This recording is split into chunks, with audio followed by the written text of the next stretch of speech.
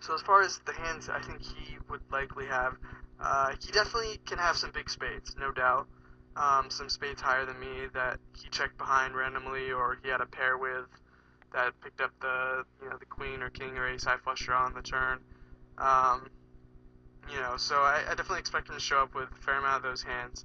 But he's also going to have a bunch of he's definitely gonna have some lower spades in his range, stuff like 4-5 with 5 of spades, 4-6 with 6 of spades, etc. Like a bunch of hands like that. 8x with the 8 of spades.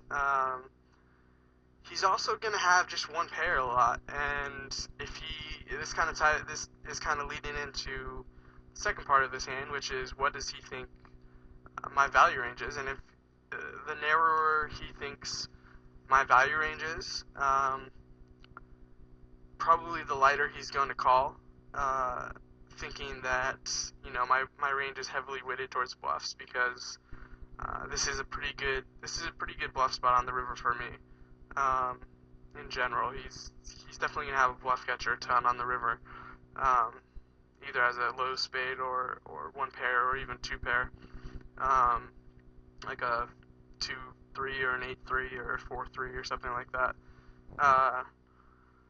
So, if he does think my value range is pretty narrow, that definitely bodes well for me value betting the 9, and that's kind of what I thought at the time. I thought that it was definitely possible for him to call the river with a river 2 pair or any spade, obviously, that he has, which I think he has just about as many low spades as he does high spades. And even like an 8x hand or a 4x hand, I wouldn't be surprised to get looked up here by some people, although I'm not sure if he would specifically, but I thought overall I think a value bet was a little bit better than a check, but it's definitely close. He can definitely turn, if I were to check, he could definitely turn some low pairs into bluffs himself. So, and value bet a couple worse hands maybe. So it's definitely close. I think a value bet is fine though.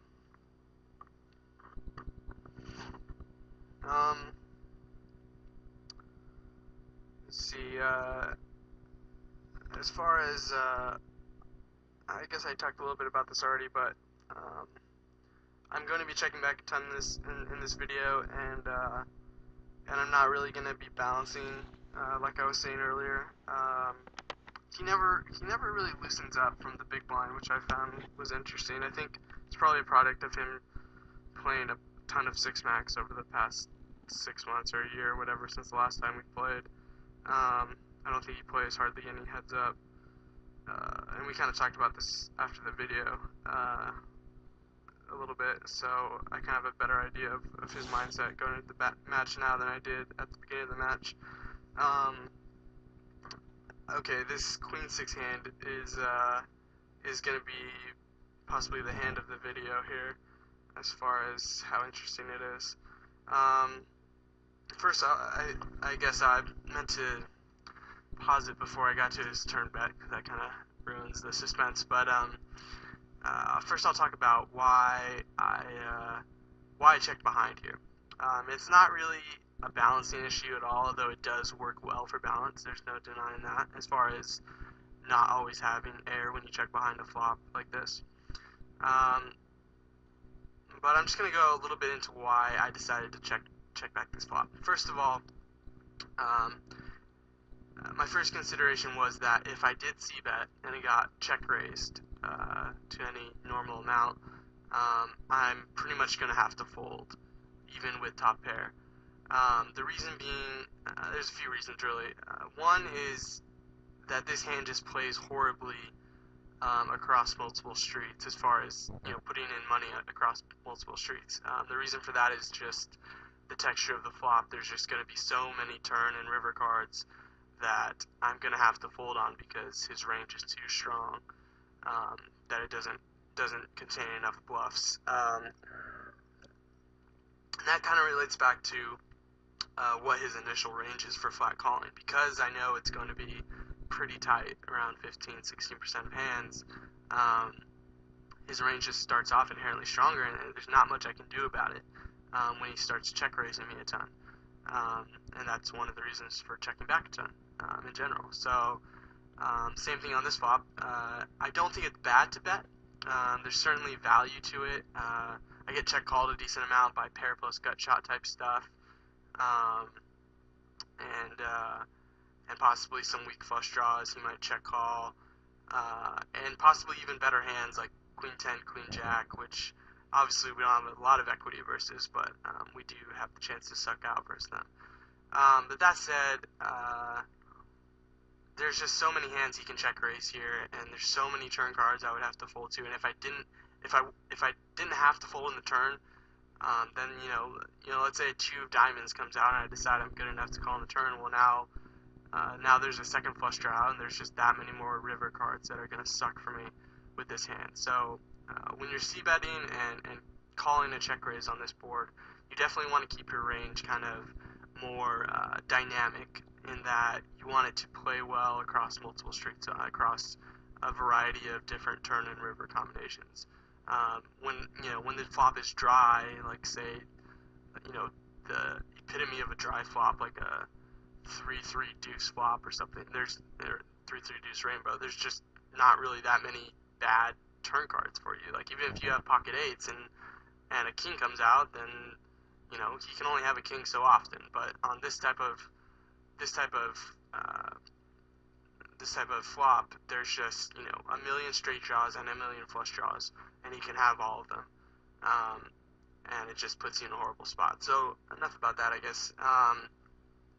The interesting decision now, as we can see, he double pots the turn into us, which is something that I'm pretty sure I've talked to him about before. It was either him or someone else that I talked to about poker sometimes. I can't remember for sure, but I'm pretty sure I've talked to him about it before. And I don't think we really came to any conclusions about it, but we were both kind of just thought it was pretty interesting and possibly a good strategy in some spots. And I definitely think it can be a good strategy, especially versus someone who is checking back a ton.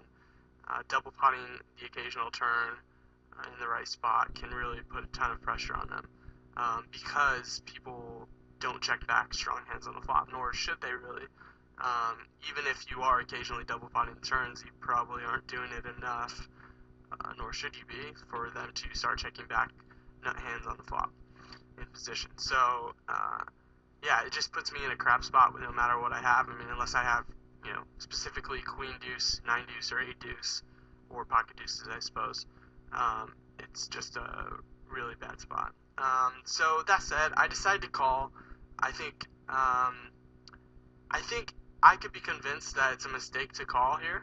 And I know that sounds weird because we're pretty much at the top of our range on this turn. But again, I just think that because we have that edge pre-flop, we don't have to make any, we don't have to refer to game theory at all post-flop. We don't have to worry about being exploited post-flop, even if we are, because it doesn't matter. It's a 0 EV decision for us to fold, and we already have that extremely plus EV decision pre-flop to raise every button. So it's just a spot where I could definitely be convinced of giving up, but I think it would probably be plus EV to call here, given what I think his range probably is, which is obviously can have a ton of draws. He can have gut shots and stuff here. He also has a fairly wide nut range, which is why he can get away with having a wide bluff range as well. So anyways, I'll get back to the action here. That was kind of a long pause, but it's definitely an extremely interesting spot, and it's about to get doubly more interesting, so to speak.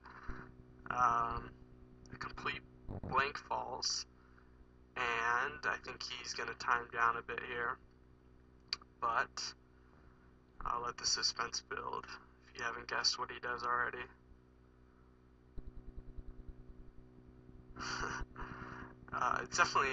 He's definitely a pretty tough player, despite him making, I think, a fairly substantial mistake pre-flop by folding too much. He definitely, I thought he played really well otherwise, and he definitely ran well versus me, but I thought he played really well.